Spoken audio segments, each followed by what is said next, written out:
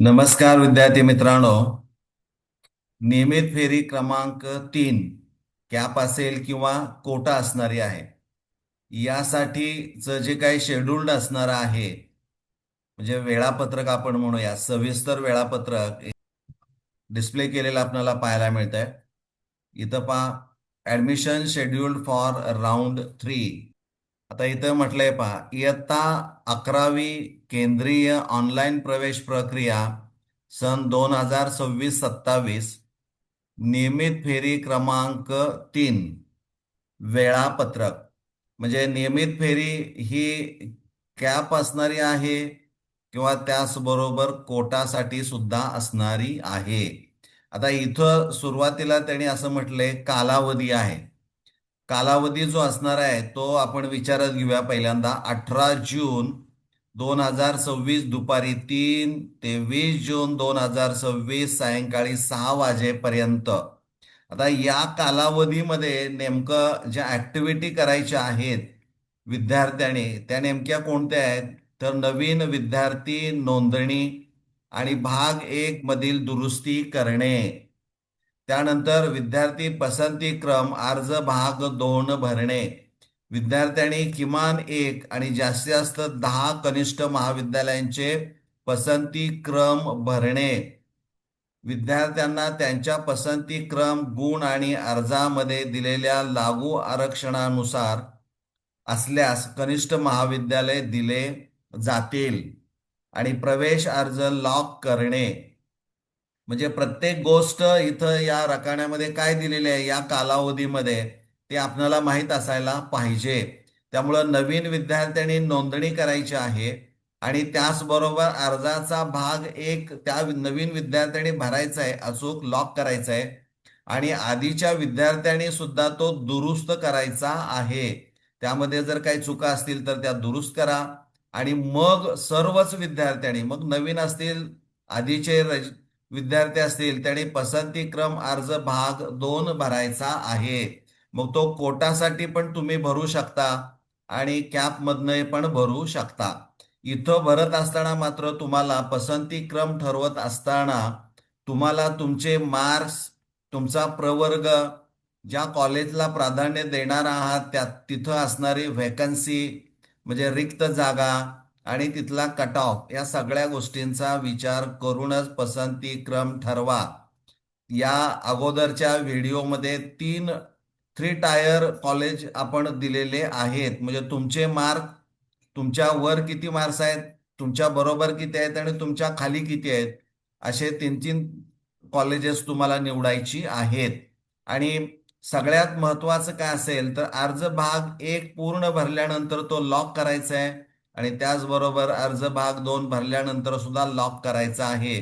प्रवेश अर्ज जर का आपण भरून लॉक केला नाही तर पुढच्या फेरीसाठी म्हणजे नियमित फेरी क्रमांक 3 साठी तुम्हाला किंवा तुमचा अर्ज तिथं गेला नसल्यामुळं तुम्ही त्या फेरीतून आपोआप बाद होता. त्यामुळं लॉक करणं खूप महत्वाचं असणार आहे. 21 जून 2026 ते 22 जून 2026 इथं अलॉटमेंट प्रोसेस असणारी आहे. इथं विद्यार्थ्यांचा किंवा कॉलेजचा संबंध येत नाही. डीवायडी ऑफिस जे असणारे आहेत, एकूण 8 रिजन आहेत, ते त्यांच्याशी निगडीत आहेत. ते लोक हे सगळी प्रोसेस पूर्ण करतील. म्हणजे कॉलेज वाटप कसं करायचं आलेल्या अर्जानुसार ते ठरवणार आणि त्या दिवसात ते जे काम असणार आहे ते 21 जून आणि 22 जून या 2 दिवसामध्ये ते केलं जाणार आहे. त्यानंतर पुढचा कालावधी आहे 23 जून 2026 सकाळी 10 वाजता. आता इथं बऱ्याच वेळा असं होतं की या कालावधीमध्ये काम लवकर झालं तर 10च्या अगोदर सुद्धा तुम्हाला कॉलेज वाटप झालेलं तुमच्या लॉग इन मधून गेला तर तुम्हाला पाहायला मिळू शकतं. त्यामुळं 23 जून ही तारीख खूप महत्वाची असणारी आहे. वाटप प्रक्रिया म्हणजे अलॉटमेंट प्रोसेस कॅप फेरी 3 साठी म्हणजे प्रत्येक विद्यार्थ्यांनी अर्ज केला असेल तर त्या विद्यार्थ्यांनी त्यांच्या लॉग इन मधून जाऊन डायरेक्ट लॉग इन मधून जा, पासवर्ड टाका, लॉग इन आयडी टाका, कॅप्चा टाका आणि लॉग इन म्हणा आणि डायरेक्ट डाव्या बाजूला जो डॅशबोर्ड असणारा आहे तिथं कॅप ॲडमिशन्स म्हणून असणार आहे, त्याला क्लिक करा. त्याच्या खाली कॅप ॲडमिशन स्टेटस असेल. कॅप ॲडमिशन स्टेटस, तिथं तुम्हाला कोणतं कॉलेज मिळालेलं आहे ते थेट बघता येईल. सगळी डिटेल्स तिथं असणारी आहेत, तुमची पण डिटेल्स असणारी आहेत. आणि जर एखाद्या विद्यार्थ्याला कॉलेज मिळालेलंच नाही आहे, तर तिथं त्याला ते रिझन फॉर नॉट अलोटेड हे देखील तिथं पाहता येऊ शकेल. त्यामुळं 23 तारखेला थेट विद्यार्थ्यांनी लॉग इन मधून जाऊनच आपल्याला कोणतं उच्च माध्यमिक विद्यालय मिळालेलं आहे की नाही, कॉलेज अलॉटमेंट स्टेटस, म्हणजे तिथं तुम्हाला कॉलेज मिळाले की नाही ते थेट कळू शकतं. मिळालं असेल आनंद आहे, नाही मिळालं असेल तर कारण तिथं तुम्हाला पाहायला सोपं जाणारं आहे. आणि पोर्टलवर फेरीसाठी कनिष्ठ महाविद्यालय वाटप यादी प्रदर्शित करणे, म्हणजे हे प्रत्येक कॉलेजला ती यादी जाणारी आहे. विद्यार्थ्यांच्या लॉग इन मध्ये प्रवेशासाठी वाटप केलेल्या कनिष्ठ महाविद्यालयात तपशील प्रदर्शित करणे, म्हणजे तेच अलॉट कॉलेज केल्यानंतर ती त्या संबंधित कनिष्ठ महाविद्यालयाची माहिती तुम्हाला नीट किंवा सविस्तर पाहता येईल. कनिष्ठ महाविद्यालयांना वाटप केलेल्या विद्यार्थ्यांची यादी प्रदर्शित करणे, म्हणजे त्या त्या कॉलेजला ती यादी जाईल. प्रवेश फेरीसाठी कट ऑफ यादी प्रदर्शित करणे, म्हणजे 23 जूनलाच कट ऑफ यादी जाहीर झाली असेल की जी पुढच्या फेरीसाठी तुम्हाला वापरात आणावी लागणारी किंवा उपयोगी पडणारी आहे. त्यानंतर विद्यार्थ्यांना SMS द्वारे संदेश पाठवणे, म्हणजे हे जे असणार आहे एवढं प्रत्यक्ष 23 जूनला तुम्हाला सकाळी 10 वाजता कळेल की कोणतं उच्च माध्यमिक विद्यालय मिळालेलं आहे. म्हणजे हे सविस्तर जे टाइम टेबल आहे. त्यानंतर जो कालावधी दिलेला आहे 23 जून 2026 दुपारी 12 ते 25 जून 2026 सायंकाळी 6 वाजेपर्यंत. तर हा कालावधी जो असणार आहे तो या कालावधीमध्ये तुम्हाला तुमचा प्रवेश निश्चित करायचा आहे. म्हणजे वाटप केलेल्या कनिष्ठ महाविद्यालयास सहमत असल्यास विद्यार्थ्यांनी प्रवेशासाठी पुढे जा. आता हे ते वाचण्यापेक्षा ही गोष्ट महत्वाची आहे पहा. महाविद्यालय लॉग इन वर प्रवेशासाठी पुष्टी, नकार आणि प्रवेश रद्द करणे, या तिन्ही गोष्टी या 23 ते 25 या कालावधीमध्ये आपण करू शकता. पुष्टी देणे म्हणजे सहमती, म्हणजे तुम्हाला जर दिलेलं अलॉट केलेलं उच्च माध्यमिक विद्यालय जर पसंत असेल तर तुम्ही प्रोसीड फॉर ऍडमिशन करून कॉलेजमध्ये ते डॉक्युमेंट्स अपलोड करून कॉलेजमध्ये फीस घेऊन तुम्ही डायरेक्ट जाऊन प्रवेश घेऊ शकता. त्याचं अलॉटमेंट लेटर तुमच्याकडे मात्र असायला पाहिजे.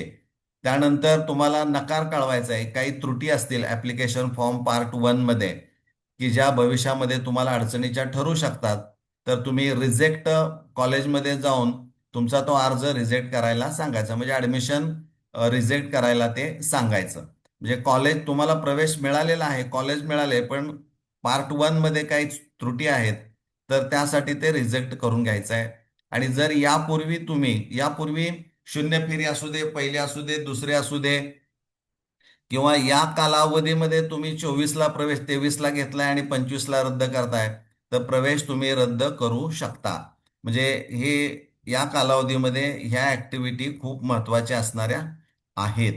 त्यानंतर 26 जून 2026 रोजी सायंकाळी 6 वाजता, म्हणजे 25 जून नंतर 26 जूनला कनिष्ठ महाविद्यालय संबंधित कामकाज आणि चौथ्या फेरीचे वेळापत्रक जाहीर करणे, म्हणजे चौथी जी फेरी असणार आहे त्याचं वेळापत्रक 26 जूनला सायंकाळी 6 वाजता जाहीर होईल.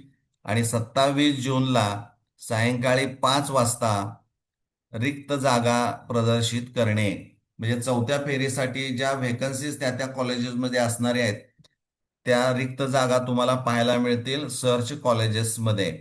स्ट्रीम वाईज व्हॅकन्सी लिस्ट असणारी आहे, तिथं तुम्ही सर्च कॉलेजेस केलं तर तुम्हाला ते दिसू शकेल. म्हणजे या पद्धतीनं हे जे काही शेड्यूल दिलेलं आहे, म्हणजे तारखा आणि त्या प्रत्येक दिवशी किंवा तारखांना नेमकं विद्यार्थी आणि शिक्षकांनी काय करायचं आहे किंवा कॉलेजनं काय करायचं आहे, या सगळ्या गोष्टी याच्यामध्ये डिटेल दिलेल्या आहेत. ज्या कॅपसाठी आहेत त्या कोटासाठी असणाऱ्या आहेत. त्यामुळे हे सविस्तर वेळापत्रक जे असणार आहे ते तुम्ही एकदा माहिती करून घ्या. आणि त्या त्या तारखांना नेमकं काय करायचं आहे हे समजल्यानंतर त्या तारखांना त्या ऍक्टिव्हिटी आपल्याकडून होणं अपेक्षित असणार आहे.